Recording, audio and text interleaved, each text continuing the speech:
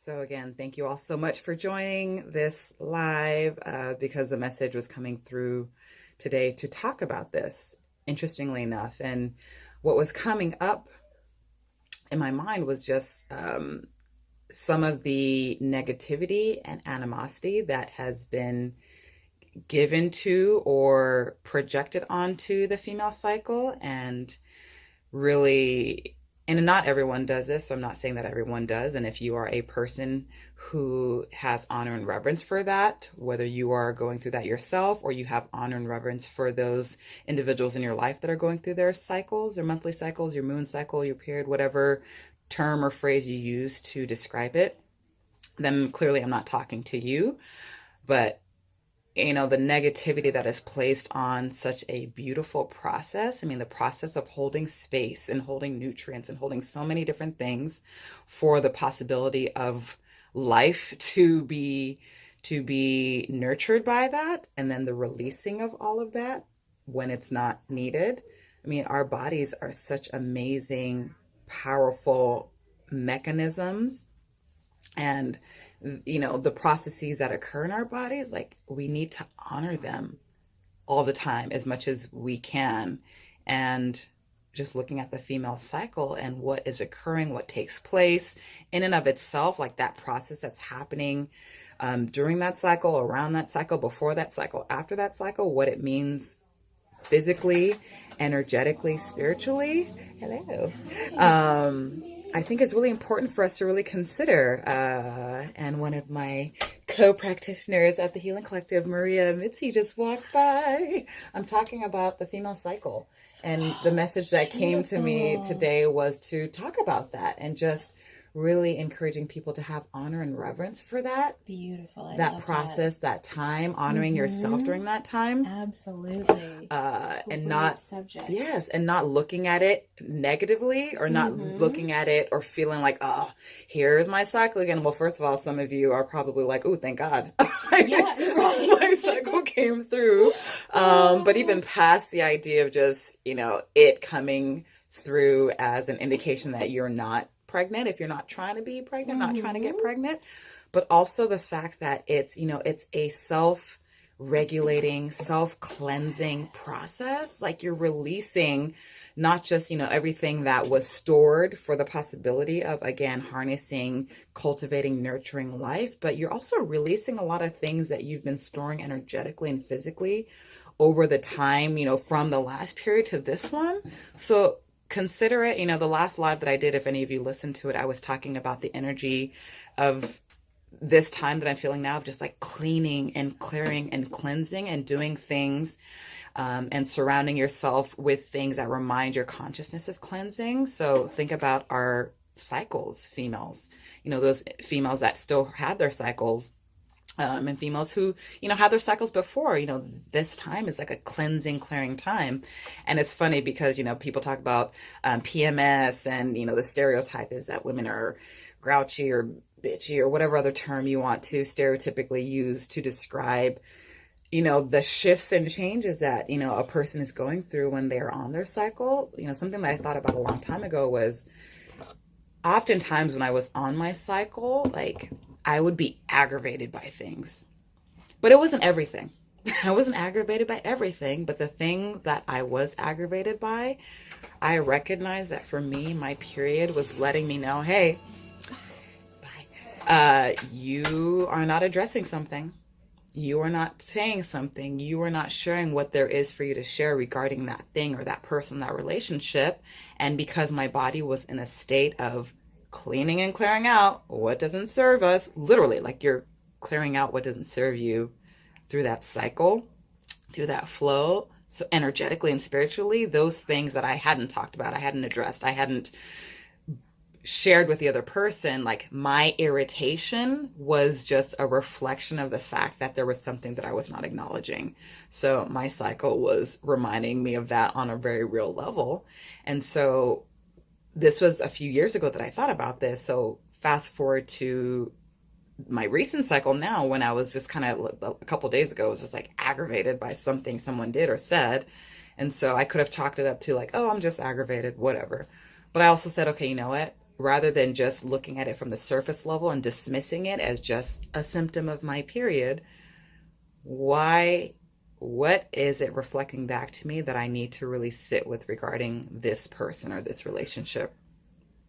And as soon as I did that, as soon as I got the message in that way, I was able to say, yeah, you know what? I haven't addressed this thing, or I haven't talked about this thing with this person. So my cycle was alerting me to that. It was reminding me of that. So that's just something. So again, don't just like dismiss the irritation or aggravation. Look to see what that is for you. And also those individuals who are companioning or supporting people on their cycles, be attentive to that. Don't just dismiss them as like, oh, she's just on her cycle. Think, okay, let me inquire, like, okay, what is irritating you? What's going on for you? What's coming up for you? And that could help open the doors to conversation about what that person's going through. It could be discomfort in the body. You know, sometimes people experience pain for various reasons in their body when they're on their cycle. So you can companion them through that. Sometimes it's just other things we have no idea, but let's stop dismissing those things as symptoms that should just be tolerated, but actually look at them as messages for us to really dig deeper into. Hello. Hi, thanks for joining. Other things are just like looking, negatively at our cycles, our periods. Again, in this society, in this modern day humanity that we live in, the way that we've created and structured our worlds, so jobs, schools, everything, it's not conducive to allowing a person going through their cycle to really take that time to honor themselves and to rest, to be in their intuition, to do magic. I mean, that time is a potent and powerful time to do magic. What was I doing? I was in a sound bath that was being done by someone else, and the woman who was facilitating asked if anyone was on their cycle. So a few women raised their hands, and she said, okay, I'm going to come through and I'm going to do a little bit of work for and on you so that you can fully be in this place, because you're so powerful right now that you can literally knock down a man just by looking at him or just by standing near him while you're on your cycle. Like,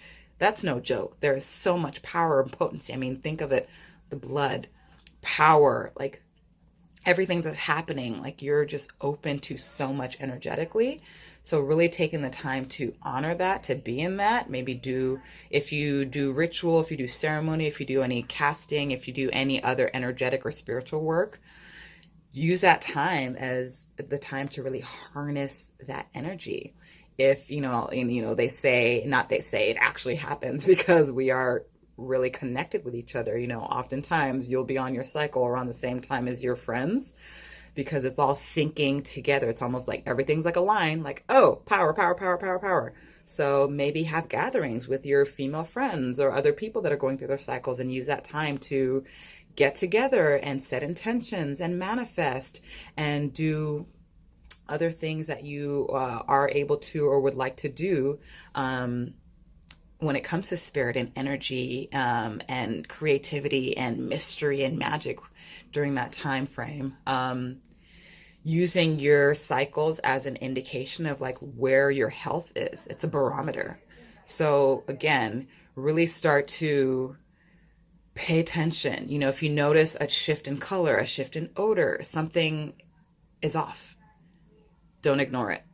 It's showing you something. If it looks different from what it was the last month, look to see, okay, what changes have occurred between that time and this time to where I would see a physical change. I would smell something, a change, a shift. I would feel differently. And if that shift is in the positive, great. If it's in the negative, if you're noticing something is off in the negative direction, look into that.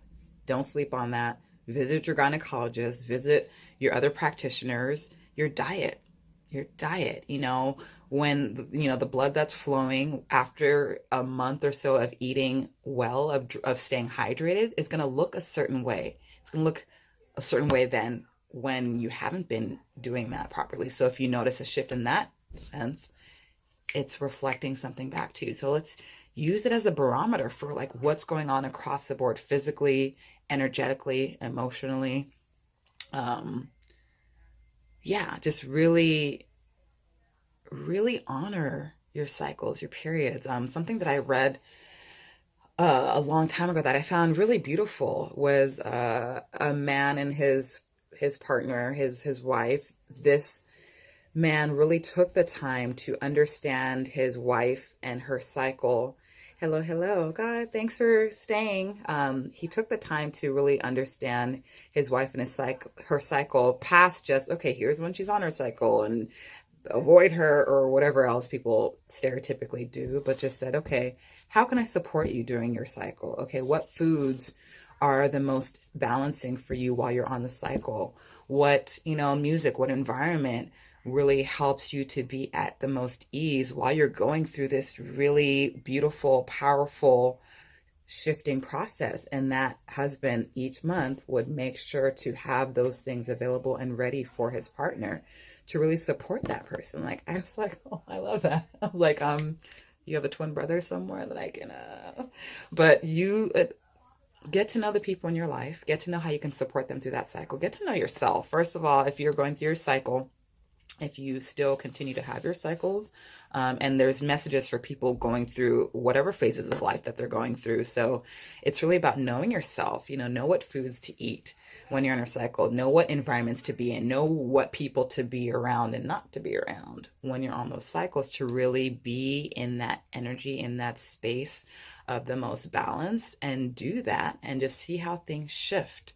So I think that's all that I have for today, for right now. Yeah.